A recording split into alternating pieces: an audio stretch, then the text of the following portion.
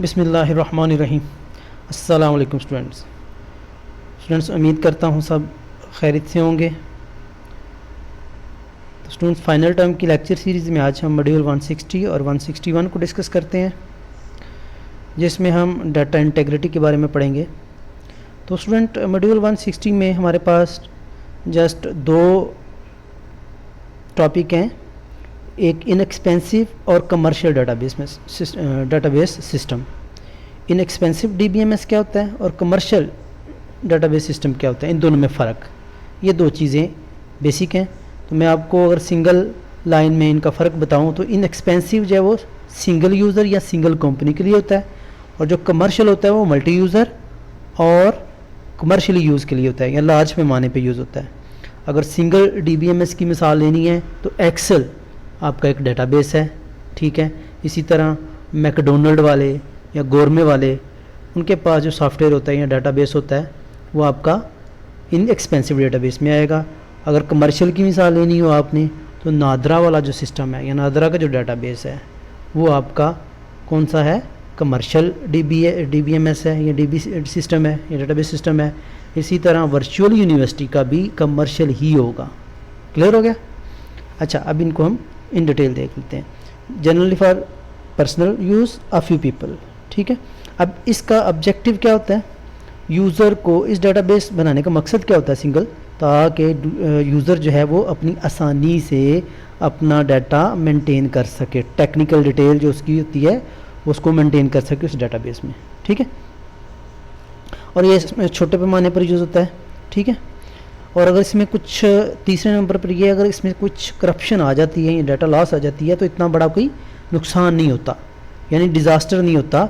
हाँ, आपको थोड़ी सी परेशानी का सामना तो ज़रूर होता है, ठीक है, लेकिन वो करेक्ट किया जा सकता है। हो सकता है कि आपका डाटा क्रैश हो जाता है या करप्ट हो जाता है तो आप उसको री इंस्टॉल भी कर सकते हैं, ठीक है। तो ये इनएक्सपेंसिव डाटाबेस या सिंगल यूज़र डाटाबेस का आपने देख लिया। अब इसका एडवांटेज क्या है कि यही वो मैं आपको पहले बता चुका हूँ कि इसको आप रीलोड कर सकते हैं, री इंस्टॉल कर सकते हैं, बैकअप कापीज़ की बना सकते हैं, ठीक है। कमर्शियल डाटाबेस सिस्टम की मिसाल ले लेते हैं। मैं आपको पहले बता चुका हूँ कि लार्ज और मल्टी यूज़र इसको यूज़ करते हैं, और कमर्शियल होता है, बड़े पैमाने पर होता है, ठीक है, कमर्शियल यूज़ होता है ये, ठीक हो गया। और ये अगर इसमें कुछ एरर आ जाए, ठीक है, तो इसका जो लॉस है ना वो उसमें लेने के देने पड़ जाते हैं। इसमें अगर सपोज़ नादरा का जो रिकॉर्ड है, अगर आप वर्चुअल यूनिवर्सिटी का ही देख लें, अगर किसी एक स्टूडेंट का डाटा ख़राब हो जाए तो आप सोचें क्या कॉन्सिक्वेंसेस हो सकते हैं, क्या रिज़ल्ट हो सकते हैं। स्टूडेंट केस भी कर सकता है यूनिवर्सिटी पे, ठीक है। तो ये इसमें ये डिज़ास्टर के चांसेस हैं। इसमें डिज़ास्टर नहीं है, बस ये है कि थोड़ी परेशानी होती है, आप उसको रीलोड कर सकते हैं, बैकअप कापी होती है आपके पास, ठीक है जी। रोल इसी कमर्शियल डाटाबेस के एडवांटेजेस क्या हैं उसके हमने देख लिए, इसके एडवांटेजेस या रोल के बारे में देख लेते हैं। अच्छा, इसमें होता ये है कि सम टाइम अगर आप कोई ट्रांजैक्शन कर रहे होते हैं, सपोज़ आप एक बैंक से दूसरे बैंक में अपनी ट्रांजैक्शन भेज रहे हैं या एक अकाउंट से दूसरे अकाउंट में पैसे भेज रहे हैं। अब होता क्या है कि आप जब एक अकाउंट से दूसरे अकाउंट में पैसे भेजते हैं तो चांसेस हैं कि आपके पैसे जो हैं फॉर टाइम बैंक वो अपडेट हो जाएं। आपके अकाउंट से अगर 10,000 थे तो आपने 1,000 भेजा तो 9,000 आपको वो शो करे बैलेंस। लेकिन होगा क्या, सम टाइम ऐसा होता है कि वो जो ट्रांजैक्शन है वो अगले बंदे को नहीं जाती, या ये कह लें कि जो आपके पैसे अगले बंदे तक नहीं पहुंचते। इसमें हुआ क्या कि आपकी जो ट्रांजैक्शन है वो रास्ते ही में कहीं फेल हो गई, ठीक है, डिस्टर्ब हो गई किसी न किसी वजह से। तो इस सूरत में यानी आपकी ट्रांजैक्शन कंप्लीट नहीं हुई, इसको बोलते हैं पार्शियल ट्रांजैक्शन, ठीक है। क्लियर हो गया?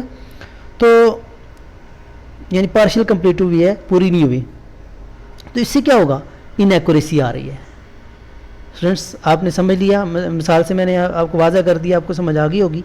इनएक्यूरेसी कैसे होगी कि आपके अकाउंट में अभी 9,000 शो हो रहे हैं, लेकिन अगर सपोज़ दूसरे बंदे के अकाउंट में 5,000 थे तो वो अभी भी 5,000 ही हैं, ताकि आपने 1,000 इसको भेज दिया है। तो इस सूरत में क्या होगा, इनएक्यूरेसी होगी। तो इसको कंट्रोल करने के कुछ मेथड होते हैं, ठीक है। वो हम आगे देखते हैं। लेकिन इसमें देखें अब ये कमिट और रोल बैक क्या है।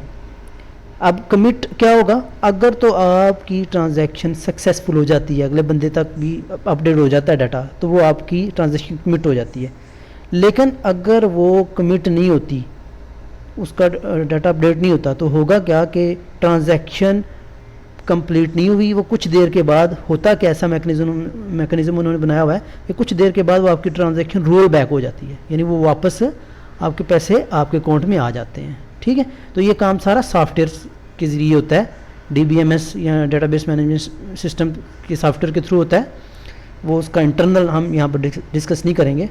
जस्ट आप ये समझ लीजिएगा, अगर तो वो कंप्लीट हो गया तो वो कमिट हो गई, अगर कंप्लीट नहीं हुई तो वो रोल बैक हो जाएगी। ठीक है, 161 और 162 को अभी देखते हैं हम।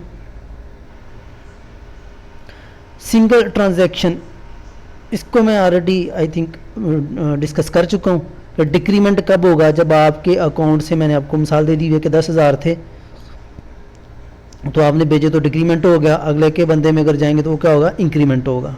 ठीक है, तो इंफॉर्मेशन जो है वो इनकंसिस्टेंट होनी चाहिए। ठीक है, कमिट पॉइंट, अब कमिट पॉइंट क्या है, the point at which all steps in a transaction have been recorded in the log called commit point। अच्छा स्टूडेंट, इसमें हम एग्जांपल देख लेते हैं, मज़ीद समझ आ जाएगी आपको।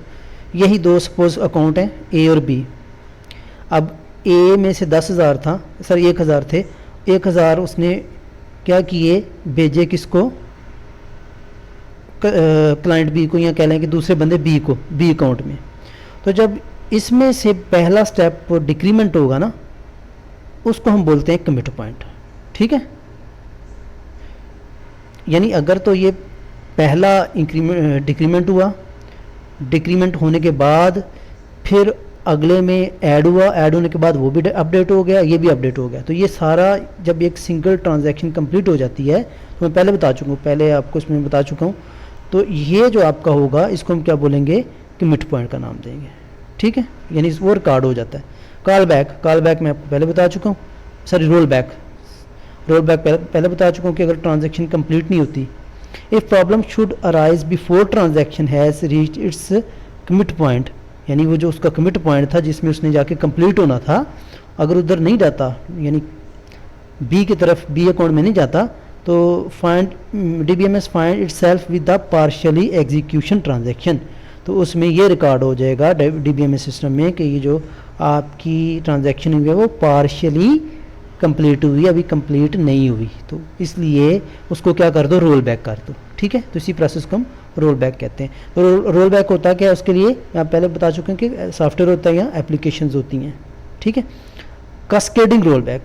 अच्छा स्टूडेंट, कास्केडिंग रोल बैक समझने के लिए यहाँ पर मैंने एक टेबल बनाया हुआ है, इसी से रिलेटेड है, तो लेकिन मैंने ज़रा इजी करके आपको समझाने के लिए बनाया हुआ है। सपोज़ एक अकाउंट है कि ए, एक अकाउंट है बी, एक अकाउंट है सी, या ये कह लें कि एक ट्रांजैक्शन ए है, एक बी है और एक सी है।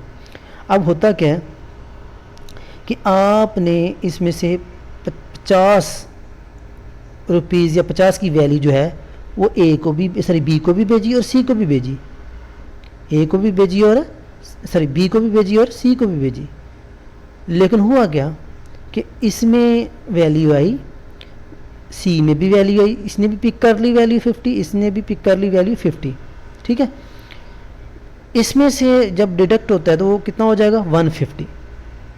ठीक है, अब होता क्या कि ट्रांजैक्शन कंप्लीट नहीं होती, ट्रांजैक्शन अपने कह लें कि ट्रांजैक्शन कंप्लीट नहीं होती। अब इधर तो अपडेट हो गई, ठीक है, अब लेकिन कंप्लीट नहीं होती। होगा क्या कि ये जो 50 की वैल्यू वो रोल बैक हो जाएगी ए में। क्लियर, समझ आ गई, 50 की वैल्यू फिर किस में रोल बैक हो जाएगी, ए में। तो अब होगा क्या, बी और सी अभी भी जो हैं वो क्या कर रहे हैं, इस 50 वैल्यू को यूज़ कर रहे हैं। समझ आ रही है, इस 50 वैल्यू को अभी भी वो यूज़ कर रहे हैं, जो कि इसमें अवेलेबल ही नहीं है अभी, चूंकि वो तो रोल बैक हो गई है ए में, लेकिन फिर भी बी और सी इसको यूज़ कर रही हैं। तो इसी चीज़ का नाम होता है कास्केडिंग। होना क्या चाहिए कि बी और सी भी साइमल्टेनियसली ए के साथ रोल बैक होनी चाहिए। तो इन तमाम की अगर हम रोल बैकिंग कर लेते हैं, अगर ए भी रोल बैक हो गया, बी भी, सी भी, तीनों ट्रांजैक्शन रोल बैक हो गई, तो इसको हम नाम देते हैं कास्केडिंग रोल बैक का। होपफुली आपको समझ आई होगी स्टूडेंट। आज के लिए इतनी काफ़ी है, बाकी इंशाल्लाह कल देखेंगे। नेक्स्ट टाइम मिलते हैं। अल्लाह हाफ़िज़।